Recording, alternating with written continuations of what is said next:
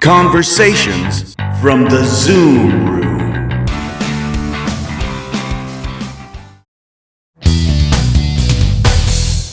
I'm curious to know what your advice is when people start panicking. What advice do you have for them to not panic? Well, first of all, the first thing that I have to say is that in a moment of panic, we do not make the best decision.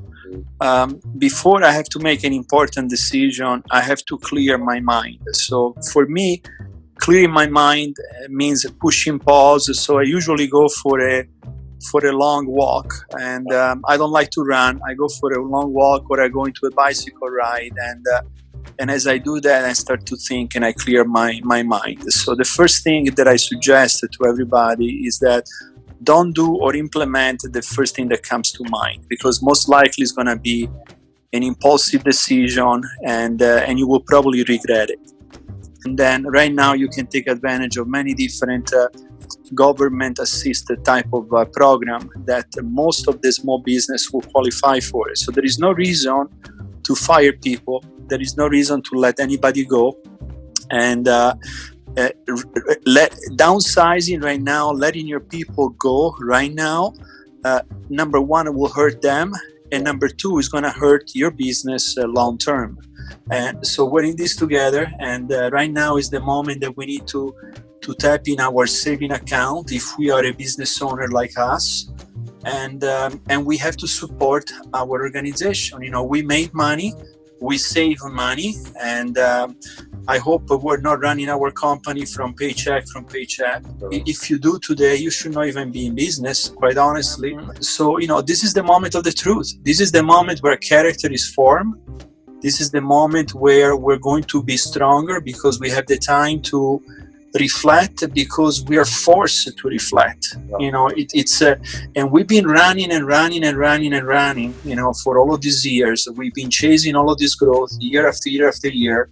And I think in many cases we lose sight. And I think in the worst of the negative of everything that is going on, the positive of all of this is the fact that we're forced to reflect, to pause, to be able to restart in a better way. Yeah, that's a great point.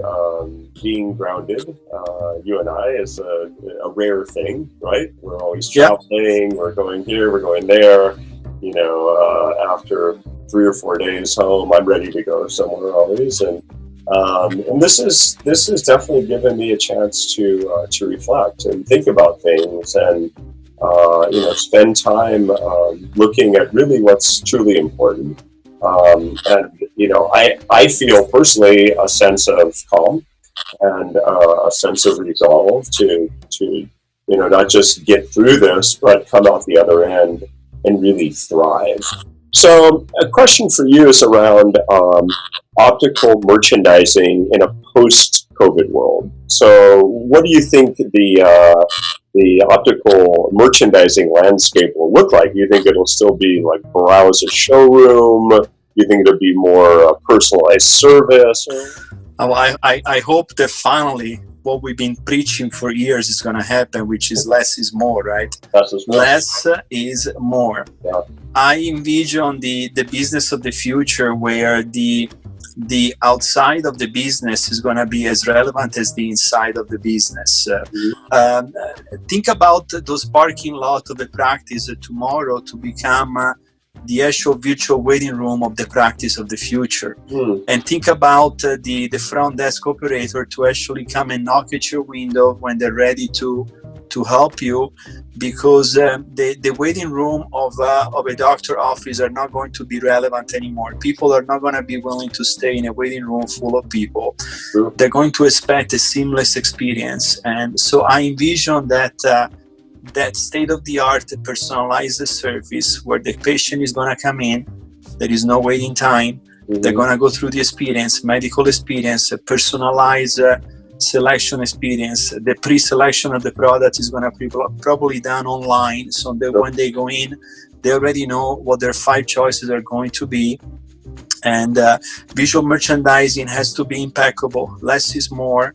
No more optical dispensary with 1,000 frames. No need for that. And super visual merchandising, omni-channel experience, full integrated storytelling, and state of the art. I mean, the future, right? I think this is a shift that is going to put us into the future of optical in retail. And me and you, we've been preaching this for years. And as I said before, Bill, the industry was doing too well to be forced into a change. It was always, oh, that's a great idea. Yeah, I love it. I'm gonna do it. And then they went back to their practice and they never implemented, right? For one reason or the other. Now we're gonna be forced to do that. Yeah, no question. And what's happened this last 2 weeks, honestly, is as I mentioned, we've received a lot of calls from people very desperate to continue their business by being online. I think the independent was really caught totally 100% unprepared to transact business online. So this is something that people are scrambling on right now. At Contentlinq in particular, we've really jumped to it and seen this as an expanded opportunity to help our clientele to really develop a true omni-channel experience. And with that in mind, we're launching our new selling app, which is called SHERPA, way ahead of schedule. We are scheduled to release it maybe at Vision Expo West. But we have new resolve. We've beefed up our development team. We're doing interviews with clients and partners really every day, many Zooms. And the whole idea with SHERPA is to create a selling app that will help the patient guide themselves to a certain extent through the optometric experience and the frame selection experience, and then really truly help the doctors and the opticians to serve them in a way that they can continue the relationship online. So if somebody doesn't want to come in and they want to order this frame or your frame with sunglasses, they can do that easily, right? Or if they want to do some new style selections, they can do that, or order contacts. So I love it. I think one of the big issues, considering the number of people who've been furloughed in optical locations, optometric practices, once this comes back and everybody's open for business, they're going to have staffing issues, right? There are not going to be enough staff. People will have gone to other jobs. I think to your point about letting people go, good people will find other work. And so the need for this level of consistency in the sales process and the ability for customers to self-discover brand storytelling and what products are right for them, and also to have consistent workflow is going to be humongous.